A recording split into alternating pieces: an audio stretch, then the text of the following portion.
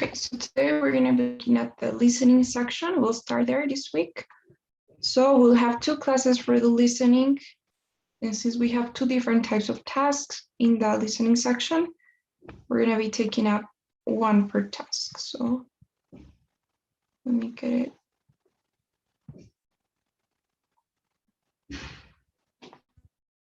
All right. So the listening section. Now here in this section, you will have two types of tasks. You obviously will be listening to something and then answering some questions based on that material, but you will be listening to two types of material. First, you will be having some conversations, which is the easiest part in the listening, and I would even dare to say in the whole test, or at least if not the easiest one of the easiest. So you get the conversations first, and finally you get the lectures, which are a bit harder because, well, it's academic material. You have, more extensive vocabulary, we could say. It's a bit longer, you have more questions. So that kind of sums it up. And you'll have either 5 or 7 tasks, right? So in the listening, again, you can have 5 tasks or 7 tasks. Now you may be wondering again, why I'm not giving you like an exact number. The thing is that, I don't know if you remember this, but last week in the reading, we said that sometimes you have 3, sometimes you have 4 passages, right? If you remember. So, and that's going to affect how many tasks you get in the listening. So if you got 4 passages in the reading, so if you got the longer reading section, then the listening will of course be shorter, okay? So that it makes up for that. But if you have the shorter reading part, then the listening will be a bit longer. You will have more tasks. Okay, so no matter what, you will have everything compensated. And of course, you will have more time if you get more tasks. So in case you have 7 of them, you will have 57 minutes. And in case you have 5, 41 minutes to finish the listening. Okay, guys? Conversations and lectures. 2 conversations, 2 or 3 conversations, and 3 or 4 lectures. So is this okay? 5 or 7 tasks, 41 minutes, or 57 minutes, depending on what you had in the reading. Is that okay so far? Any questions about the structure?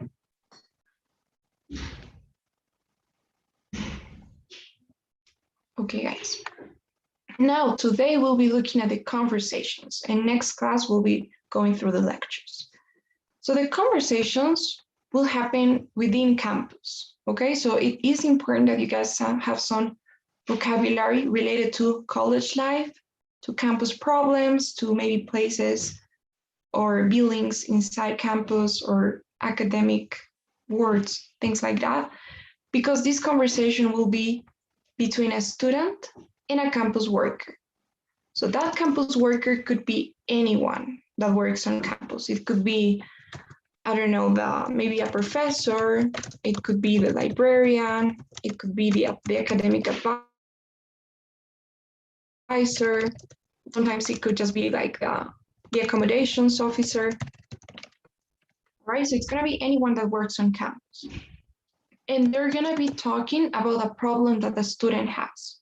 So this student here has a certain problem, and the student is gonna go and approach the campus worker asking for some advice. So the student wants advice, some suggestions on what to do, and that's what the campus worker is gonna do. The campus worker is gonna try and help this student. Okay, so you have problem and advice or suggestions. All right, so that's how the conversations will be.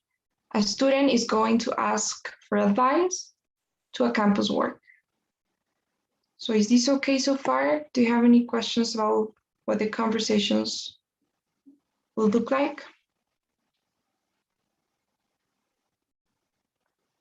Okay, guys.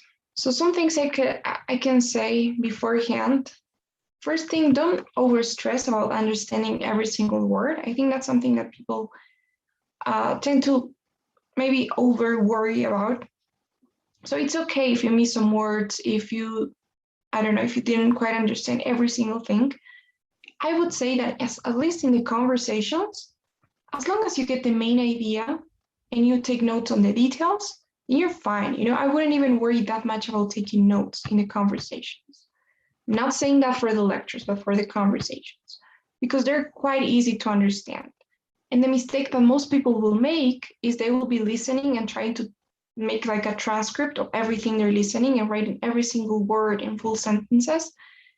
And that's not going to let them understand, what's going on. And then when they get the questions, they're going to find that they haven't really written anything important.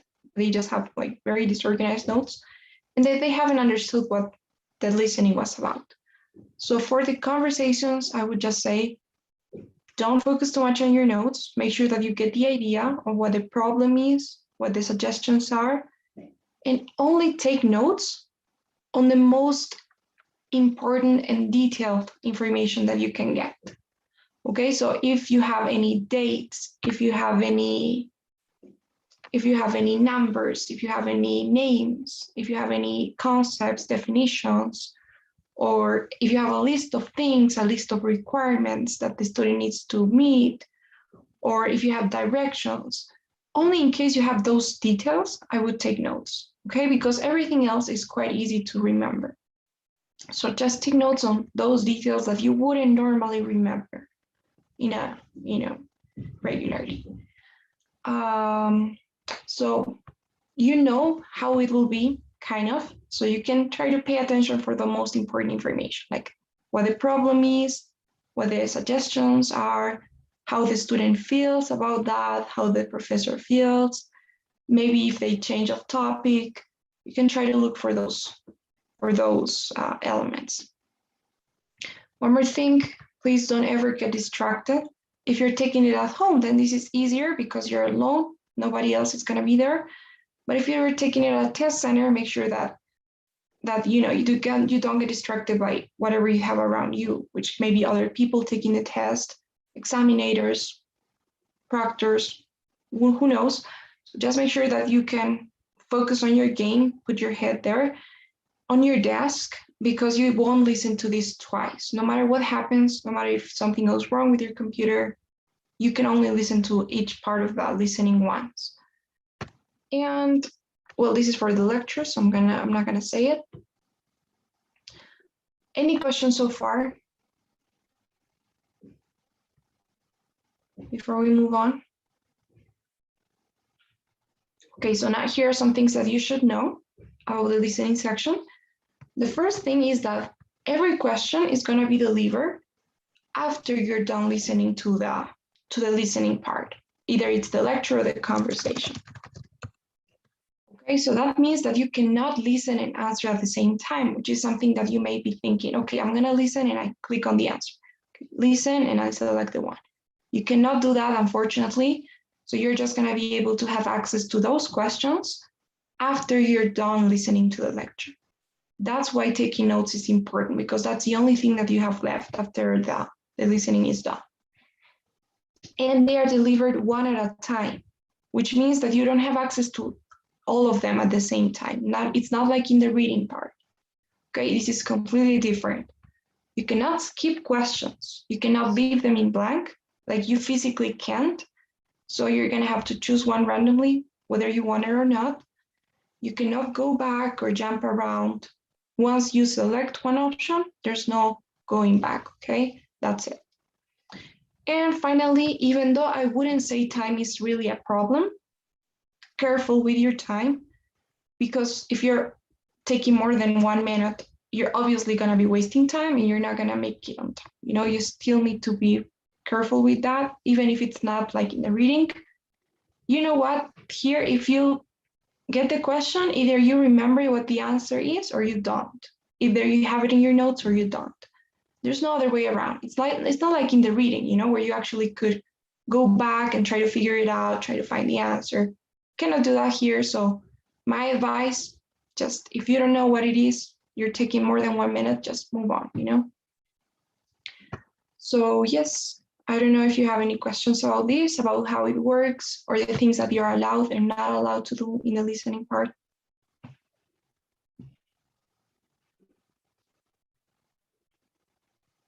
Okay, so please, your cameras, they need to be on. Everyone.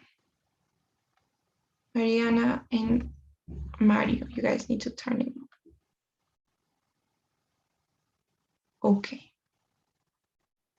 So about your notes, another tip I could give you, practice taking notes, okay? Especially for the lectures, you will need to have some good strategies. You need to make sure that you get used to the idea of taking notes and listening at the same time. It's not an easy task. So yes, you gotta pay attention to how you're taking your notes. Use the right amount of space. Don't write everything down, just keywords, things that are important, the details. You can use symbols to help you out.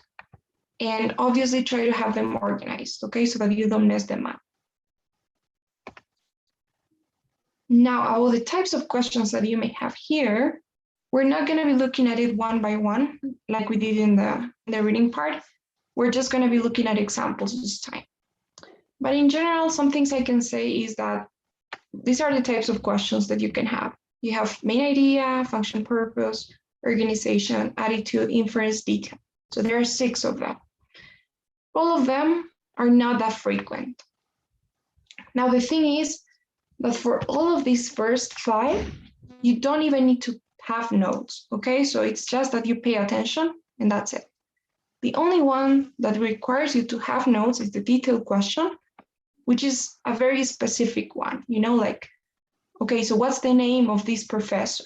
Or what, I don't know, at what time is this person gonna be back? So those details are the ones that you need to worry about, because everything else is just you paying attention to what's going on in the conversation. And the bad news is that these detailed questions are the most common ones. You can have 1 to 4, which means that you do need to have some good notes. Okay. So any questions so far? Okay, guys. So, all right, there's one more thing I wanted to say, which is that in general, for the whole test, you're gonna have to use your logic quite a few times. And this is not the exception. There are some questions that you could have just answered by using your logic, okay, by being logical. So we're gonna try and see, in case you don't have the answer to a question, sometimes you can, you know, make your way out of it.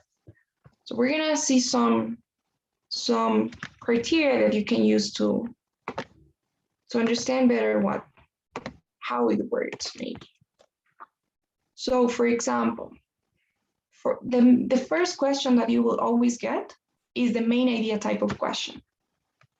So it's usually the first one. I think 80% chances it's gonna be the first one you get. And this main idea question is gonna be asking about what the problem was. So basically the reason why the student went to see the professor. So why does the student visit the professor? Or what's the problem that the student has? So when you have that question, what I could say is, okay, sorry. What I could say is try to be logical as well. So for example, if we get this question here, can anybody please read this question? Yes, I can, teacher. Okay, thanks. Why does the student go to see the professor? A, to talk about her paper on frame practices.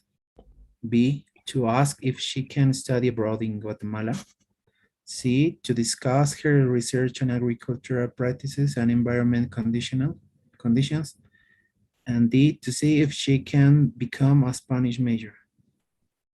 Okay, thank you so much. So guys, I know that we haven't listened to anything. We have no idea what the topic is, what the problem was, or what they are talking about in the listening. But let's say that you have this question and you didn't listen to the conversation. What would you say? Are there any options that you would maybe eliminate for some reason, or that you are tending to choose? What do you think?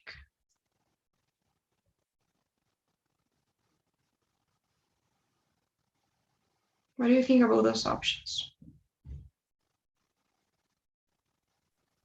Maybe the option D could be eliminated because ABC is like talk as discuss, but It is right also the letter D, but it's not the same sense as the others, I think.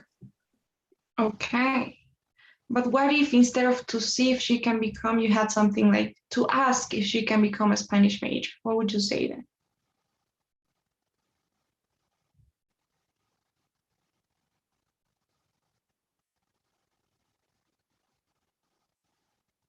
You know what you're saying is actually true. It's been demonstrated that usually there's, okay, but this is off the record. So usually, you know, one question that you could eliminate is the one that's not so similar to the other ones. That's something that usually happens in these standardized tests when you have multiple choice. But try not to think that way because you can make mistakes if you think that way. It's better just to, okay, let that on okay, let that on the side for a bit.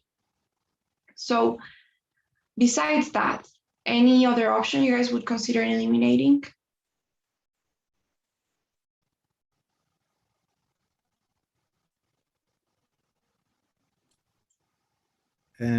I think that could be eliminated option B and D because A and C maybe talk about the same idea of farming and agricultural practices.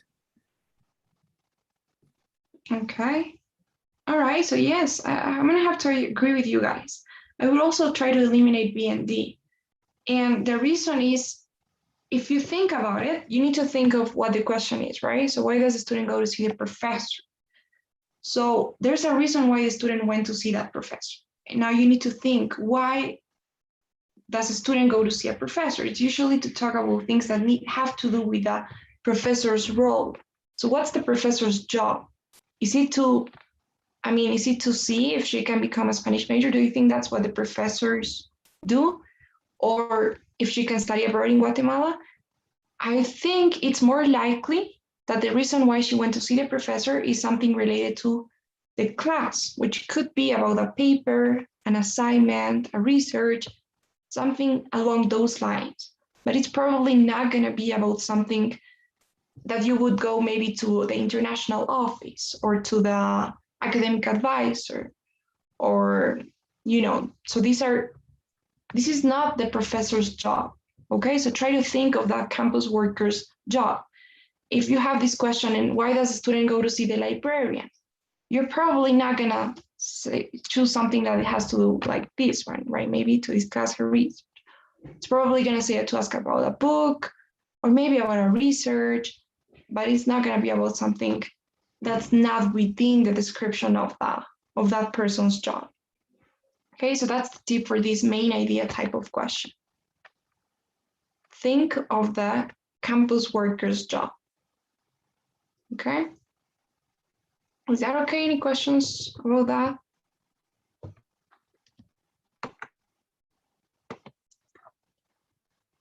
Now, you also have this attitude type of question. And this attitude type of question is asking about, well, the attitude or, yeah, basically how the student or how the professor is feeling about something. So for example, what is the student's opinion or what is the professor's attitude toward this? So you don't need to have notes about this. It's quite simple. You just need to pay attention to the way they are talking. Okay, so that's another thing. Sometimes you will have these implied things. So it's not just what they're saying, but how they are saying it, But I have another tip for this one. So maybe we could read this question. Can anybody do that?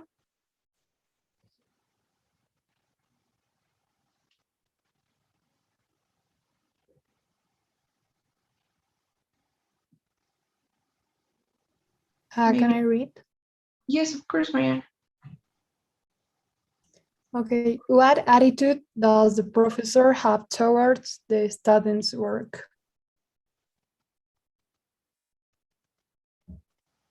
Also the options? Yes, please, if you could. Okay. A. He is impressed by the novel's originality. B. He is concerned that the students may find the novel difficult to read. C. He is bored by the novel's descriptions of ordinary events. D, he is eager to write a book about a less familiar subject. Okay, thank you, Maria. So what do you guys think about this one here? Are there any options that don't feel right, that maybe don't fit within those?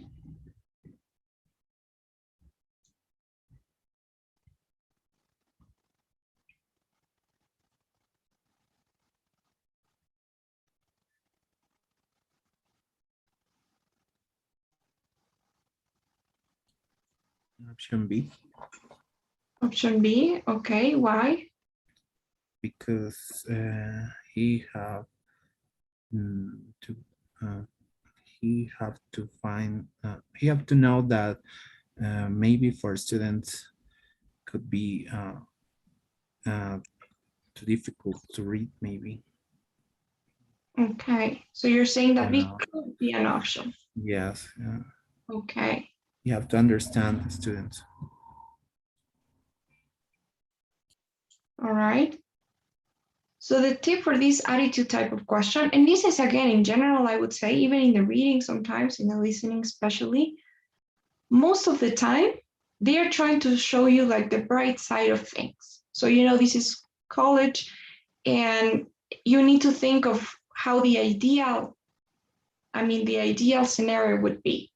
So in an ideal scenario, professors are supposed to be nice and helpful, and students are also supposed to be positive and nice. So that's what they're gonna show you. So probably if you have something like the professor's mad at the student, or the professor's bored by the student's work, or the professor doesn't like the student's work, or maybe the professor is eager to write a book himself, which will be too selfish, you know. So usually try to choose the ones that are more positive, if you know what I mean. So it could be that he's impressed, maybe that he's concerned, because it's not negative, you know, even though it's not positive, it's not rude. So whenever you have something that makes the professor or the student seem rude, then it's probably not going to be those ones, okay? So I'm sure that the professor is not going to start to yell at the student or something like that. So I would maybe try to eliminate C and D, because those are negative ones. So he's bored or he's eager to write a book. You're not really thinking about writing a book yourself when a student comes to you and shows you the work that they're done.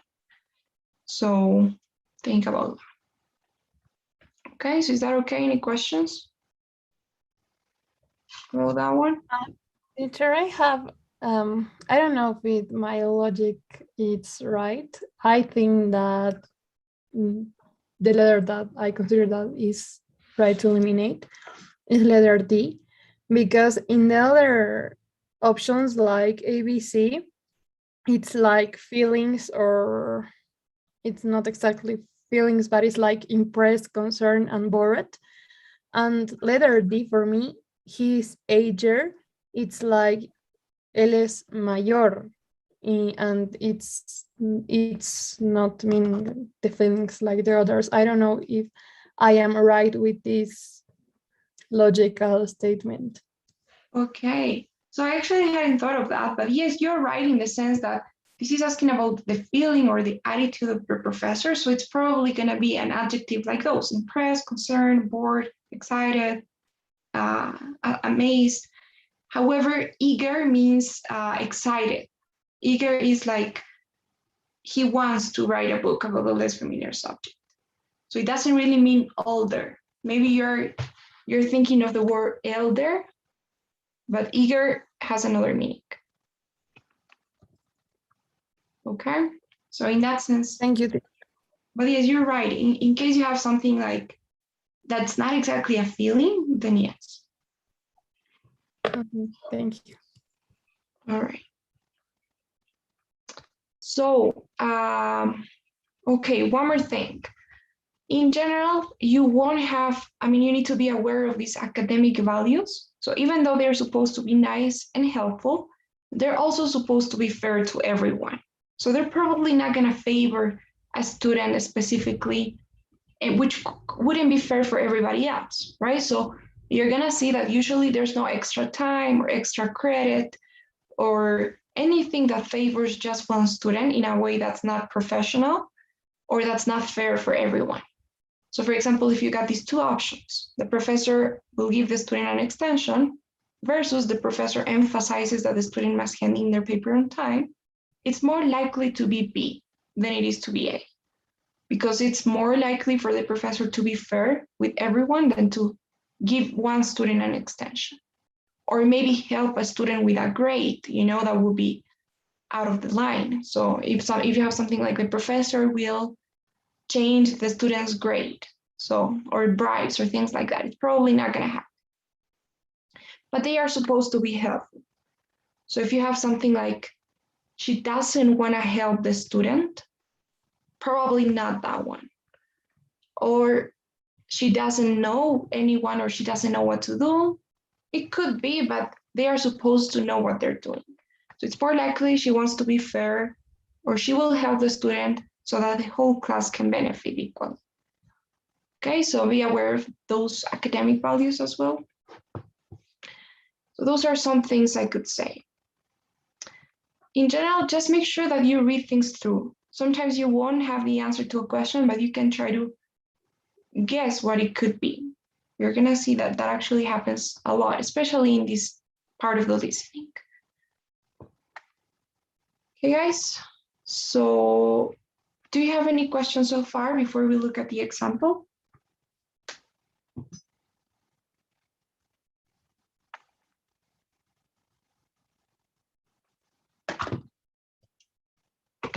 Okay, so let's do it.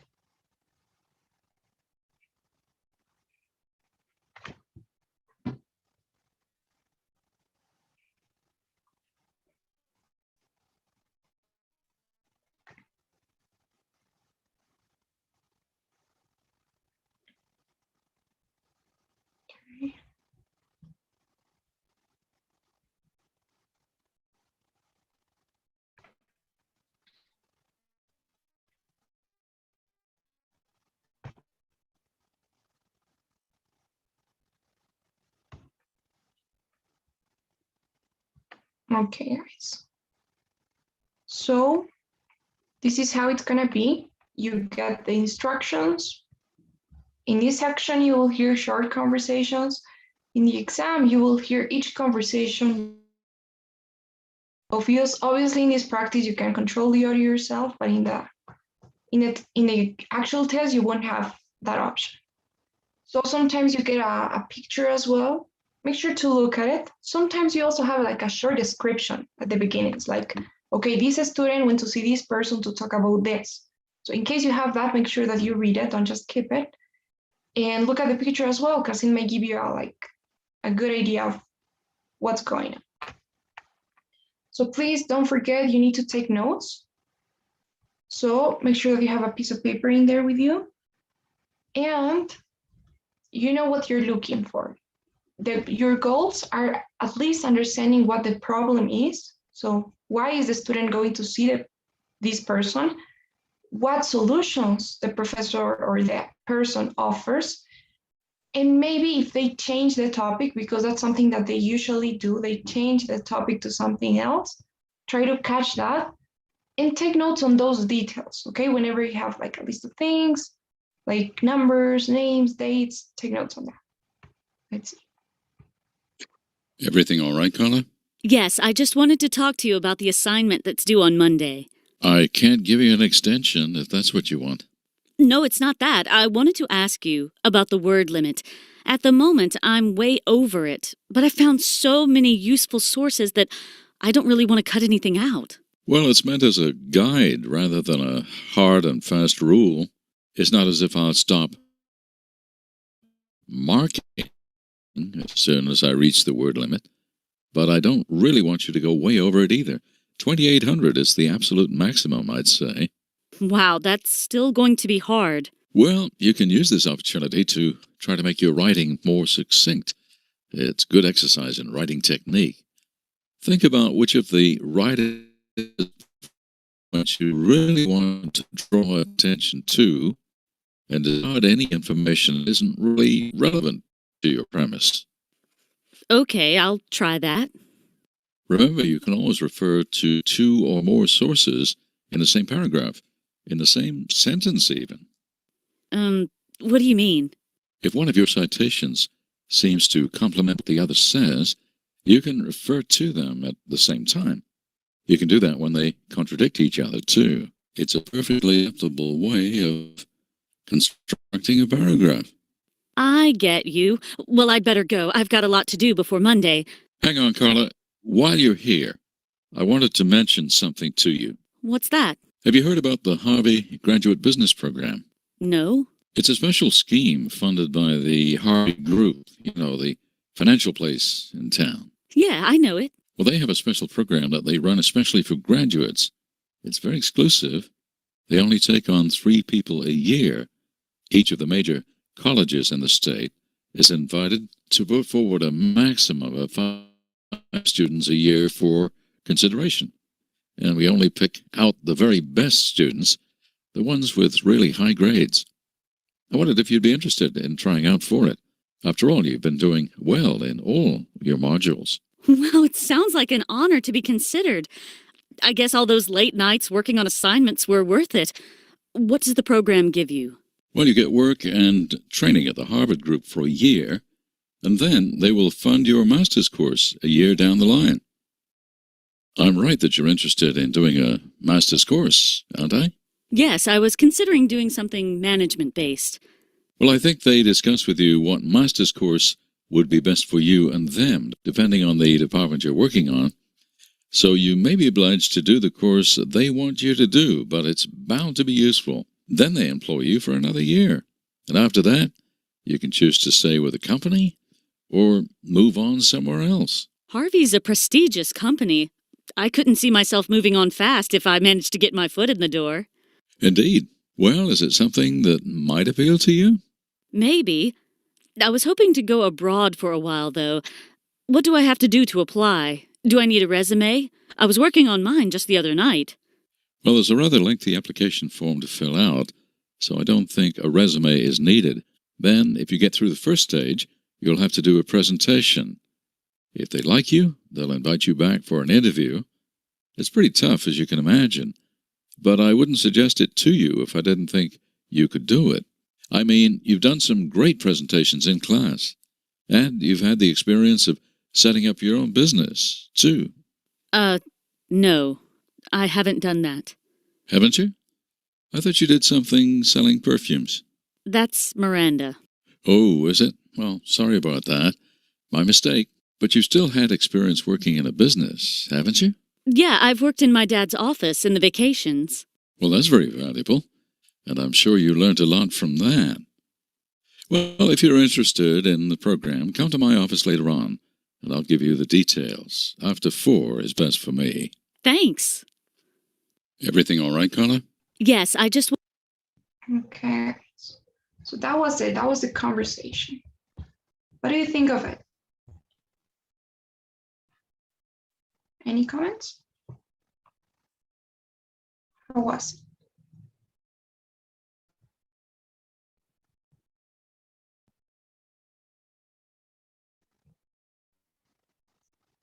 Well, I don't know. I would say it's quite understandable. The vocabulary they use is, just basic one. Maybe it's a bit long, 4 minutes, but I think it doesn't speak that fast either. So I would say it's quite understandable. Okay, guys. So let's try and answer the questions now. Here we have the first one. So this one goes, Carla wants to talk to the professor because she doesn't think she can finish her assignment in time. She's been unable to find good sources for her assignment. She's worried that her assignment is too long, or she doesn't know how many sources she should refer to. So what would you guys say? What's the answer to this question?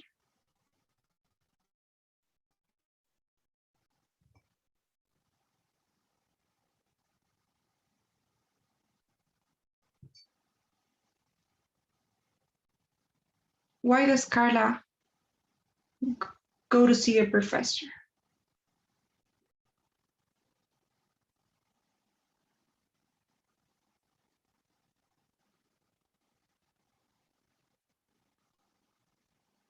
Maybe, Amilcar, what do you think? I think that she has been unable to find good sources for her assignment. Okay, maybe B. What about you, Mariana? I think that it's also the letter B. Letter B. Okay. What about Ruben or you guys? Any of you? I think the option D, she doesn't know how many sources she should refer to. All right. I think that is the option C because the professor say they have 200 limit of the word. I think is C. Okay. All right. And what about you, Mario? What would you say?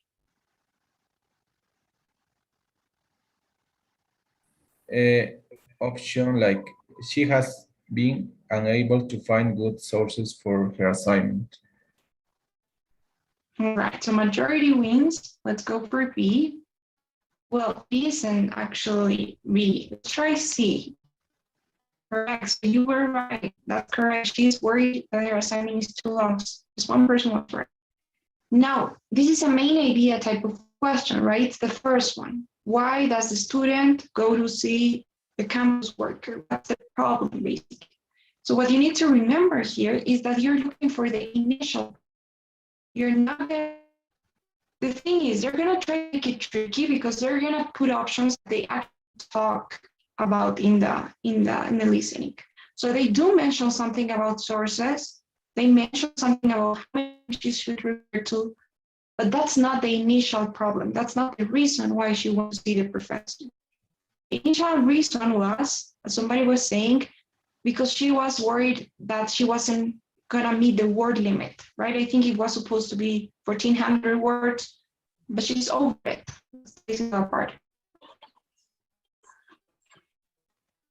I wanted to talk to you about the assignment that's due on Monday.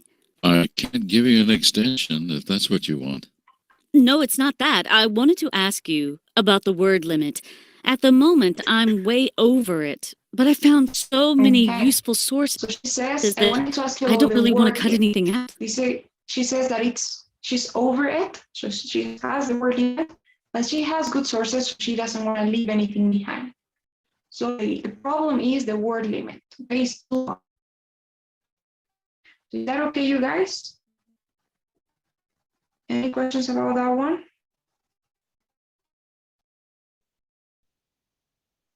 Okay.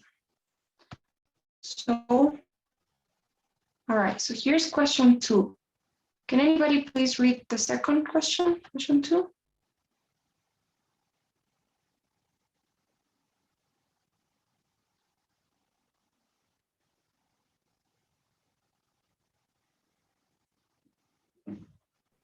Hi, teacher. Yes. Go ahead. Read the 6th sentence below. Which two does the professor advise Carla to do? 1, make her writing more concise. 2, use just one piece of information from each source. 3, focus on comparing and contrasting information. And 4, discard information from less reliable sources. And 5, remove citations which contradict information from other sources. And 6, ensure that there is a reference to a source in every sentence. Okay, thank you, Mike. So this is information that I would definitely try to take notes on. This is the advice that the professor gives, right? So the thing you should do, that's like half of the listening part. Half of the conversation is about what you do in order to of her, you know. So I would try to have notes on that. I hope you do. So what do you guys think? We want 1 and 3, 2 and 4, 5 and 6, 3 and 4, or 1 and 6.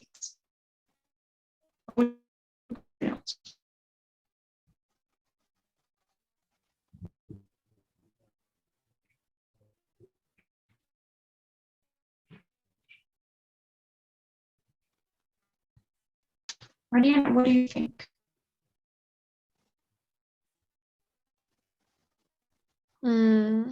I think that it's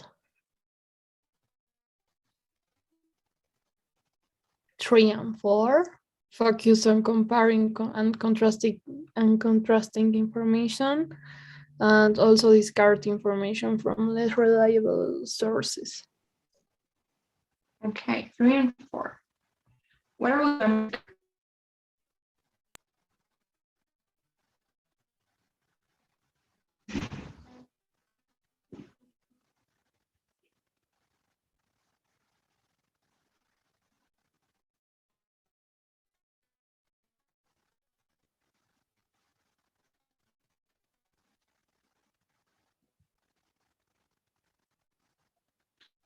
or Ruben, in the meantime?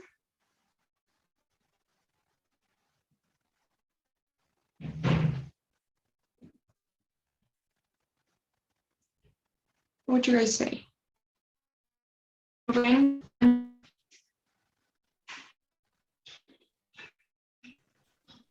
Teacher, I think 1 and 3. 1 and 3. Okay. Anything else? I think it's 2 and 4. 2 and 4. Okay, this is kind of. All right.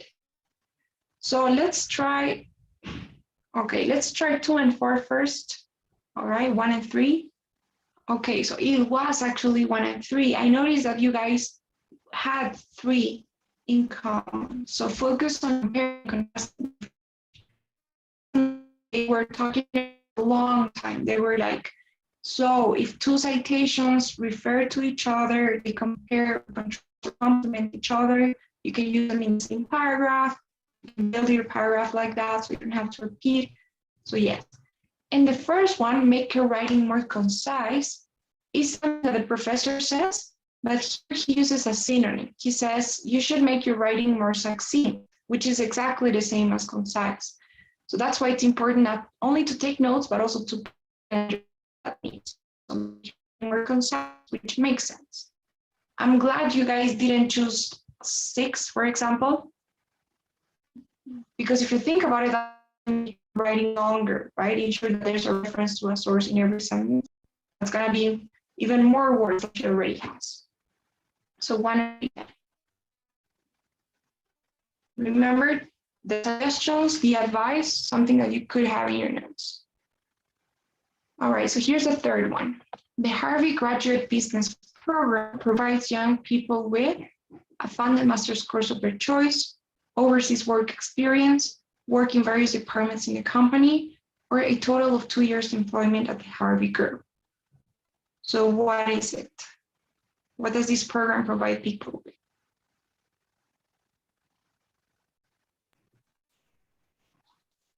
The master course of their choice.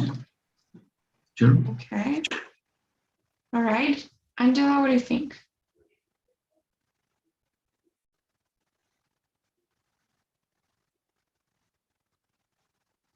Is it, you agree?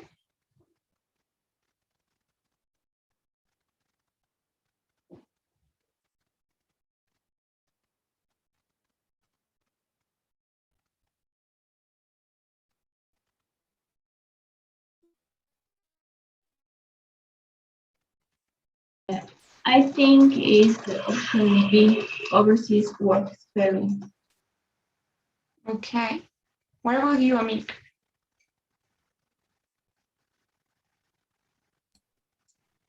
I think it's option C, work in various departments in the company.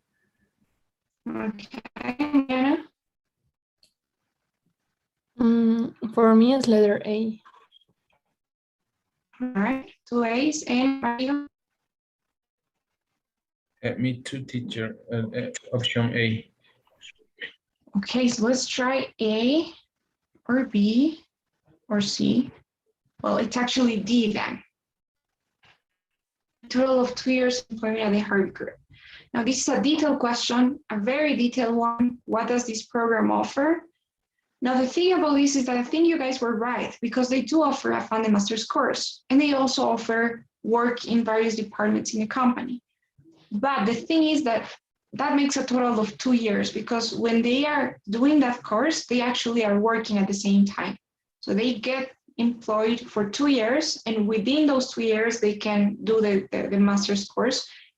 And it's, I don't know if it's their choice. I think that's also another thing, right? Because I don't think that you are actually able to choose whether your master's is going to be. They choose it for you. So that's why a total of 2 years employed. Okay, guys, a tricky one. Now the next one, I like this one. You don't need to remember anything at all in order to answer this or to look at your notes. Whenever you have this, listen to Carla or listen to this part of the conversation. That is a function question or a paraphrase question as well. The thing they're going to be asking is, so why does Carla say that? Or what does she mean? Or why does the professor say that? So you don't have to look at your notes or remember, you just need to paraphrase that or interpret it. So I'm going to read this one for you. It goes, Harvey's a prestigious company. I couldn't see myself moving on fast if I managed to get my foot in the door. So what would you guys say Carla mean by that? We have those 4 options. What does she mean with that expression?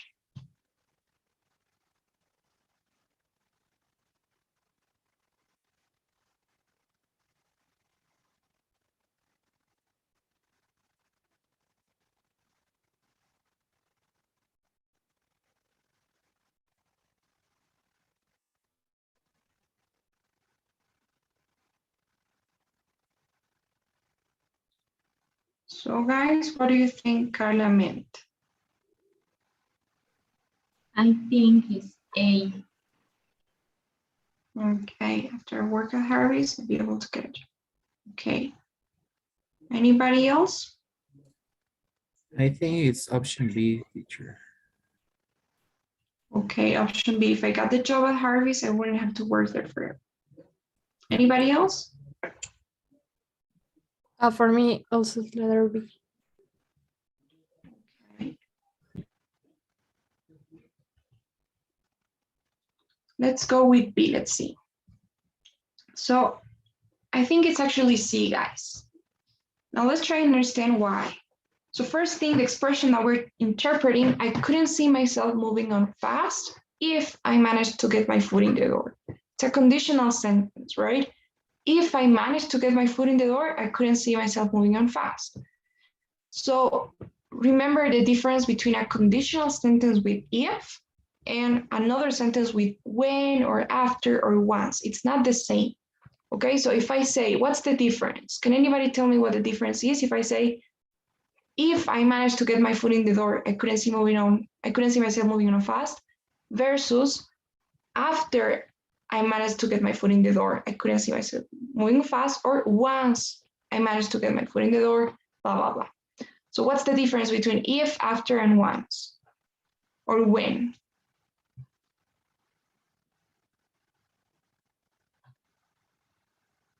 Is there any difference? Or are they the same? No, it's different. Okay, why? If it's a probability, no? Exactly. So when you say if, you're not sure it's gonna happen in case it happens, but it can happen, it cannot happen, we don't know. So in case she gets the job, that's gonna happen. But when you say after I worked at Harvey's or once I've got a job at Harvey's, then you're assuring that you're going to get it. And she doesn't know. That's why she's saying if. So it couldn't be the A or D, right? Now, between the other two that are conditional sentences, you just need to look at the other part because that's the only difference, right? So first thing, if I manage to get my foot in the door, can anybody tell me what that means? Is it literally like stepping inside the door, or does that have another meaning?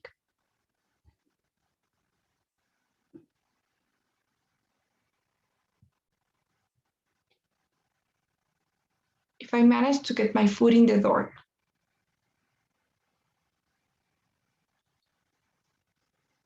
It means if I manage to get in, right? If I manage to get accepted, if I manage to get in the program. So if they accept her, if she gets the job, if I got the job, that's if she manages to get her foot in the door. And she couldn't see herself moving on fast. Moving on just basically means doing something else, moving on to a different company, stop working there. So she doesn't think she's going to be able to move on that fast. So she wouldn't want to leave the company. She wouldn't want to move on somewhere else.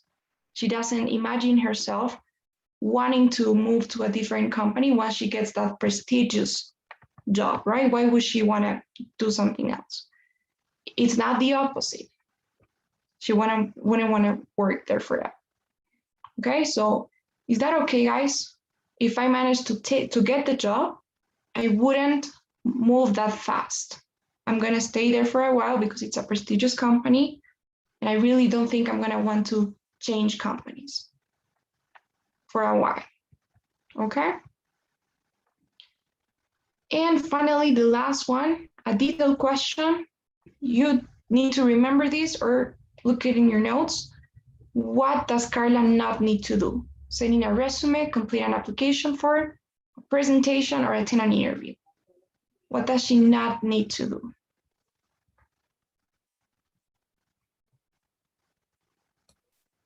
Sending a resume. Okay, so yes, you guys are right about that one, sending a resume. It's a list of things, a list of requirements. I would also try to take notes on that. She does need to do the other things. Okay, guys, so it wasn't bad for a first try. Just careful. You need to practice your note-taking strategies. Make sure that you also paraphrase these type of questions. So I don't know if you guys have any questions before we go about anything we've seen today. Or comments.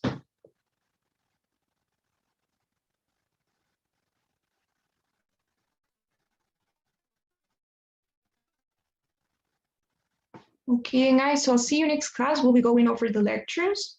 And before you go, please, if you could fill out the daily survey.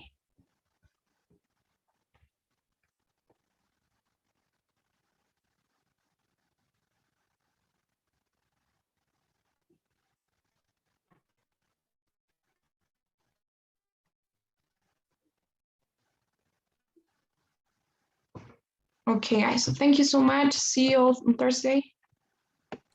Hey, Bye, teacher. teacher. Thank you.